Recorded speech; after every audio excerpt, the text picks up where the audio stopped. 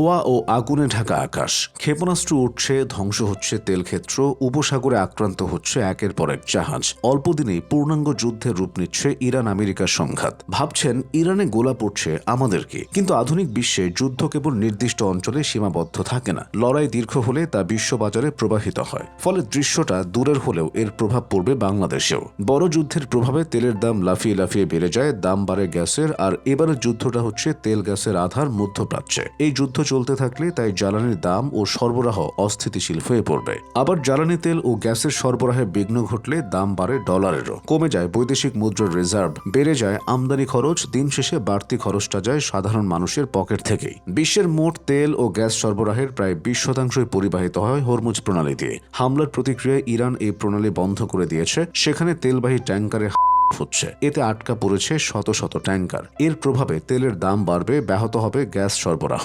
একই পরিমাণ জ্বালানি কিনতে আগের চেয়ে বেশি ডলার খরচ হবে, মানে অবধারিতভাবে ডলারের উপর চাপ পড়বে। বাংলাদেশের টাকার মান দুর্বল হবে। এটা কেবল প্রাকৃতিক সরবরাহের সমস্যা নয়, খাদ্যের দাম বিশ্ববাজারে আবার বাড়বে। এটি অর্থনীতির শিরদাঁড়ার উপর আঘাত। আমরা এই চক্র আগেও দেখেছি। 2022 সালে রাশিয়া ইউক্রেন যুদ্ধ শুরুর পর তেল গ্যাসের দাম এক লাফে প্রায় দ্বিগুণ হয়ে যায়। এই যুদ্ধে বাংলাদেশের দূরতম সম্পর্কও ছিল না, কিন্তু এর প্রভাবে বাংলাদেশের মানুষের জীবনও হয়ে ওঠে দুর্বিষহ। বাংলাদেশের বাজারে নিত্যপণ্যের দাম বেড়ে যায়, হু হু করে কমতে থাকে রিজার্ভ, মানুষের প্রকৃত আয় কমে যায়। সব মিলিয়ে দৈনন্দিন জীবনে বাড়ে ভোগান্তি ও অভাব, বিক্ষুব্ধ হয় মানুষ। এবারও একই সংকেত দেখা যাচ্ছে। অপরিশোধিত তেলের দাম ইতিমধ্যে $80 ঘরে। বিশ্লেষকরা বলছেন যুদ্ধ দীর্ঘ হলে তা $100 ছাড়াতে পারে। এলএনজি বা তরল গ্যাসের দামও 20 থেকে 25% বেড়েছে। বাংলাদেশে গ্যাস সরবরাহ এখন অনেকটাই বিদেশ থেকে আনা এলএনজির উপর নির্ভরশীল। কাতার এলএনজি উৎপাদন বন্ধ করেছে, যেখানে বাংলাদেশের সবচেয়ে বড় সরবরাহ আসে। অন্যদিকে বাংলাদেশ পরিশোধিত তেল আমদানি করে চীন, সিঙ্গাপুর, মালয়েশিয়া এবং ইন্দোনেশিয়া থেকে।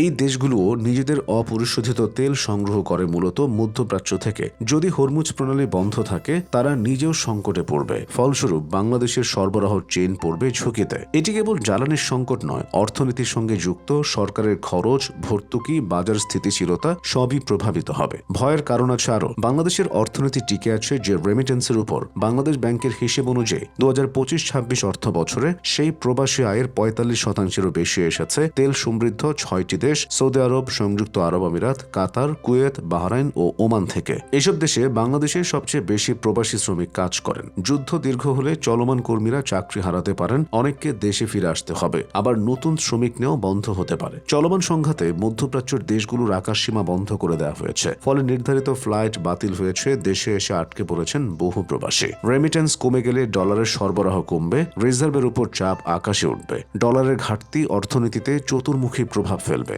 আমদানি ব্যয়, পণ্যের দাম, মানুষের জীবনযাত্রা সবকিছুতে আসবে ছন্দপতন। ডিজেল সরবরাহে বিঘ্ন পড়লে কৃষি খাতেও প্রভাব পড়ে। সেচ ব্যাহত হয়, ফসল উৎপাদন কমে যায়। কম উৎপাদন মানে খরচ বাড়া, নিত্যপণ্যের দাম বাড়বে। পরিবহন ব্যয় তো জ্বালানি তেলের দাম বাড়ার সাথে সাথেই বাড়বে। বিদ্যুৎ উৎপাদনেও প্রভাব পড়বে। গ্যাসের অভাবে বিদ্যুৎ কেন্দ্র অলস বা কম ক্ষমতায় কাজ করবে। বাড়বে লোডশেডিং। গরম মৌসুমে মানুষ হাঁসফাঁস করবে। দৈনন্দিন জীবনে ভোগান্তি আরো গভীর হবে। সব মিলিয়ে ইরান আমেরিকা যুদ্ধ বাংলাদেশের মানুষের জন্য গলার কাটা। আমরা অনেক আশা করি, কিন্তু 2022 আমাদের শিখিয়েছে বিশ্ববাজারের ঝড় থেকে আমরা আলাদা নই। প্রশ্ন এখন একটাই, বাংলাদেশ কি এই ঝড়ের জন্য প্রস্তুত? না হলে কঠিন সময় খুব কাছেই।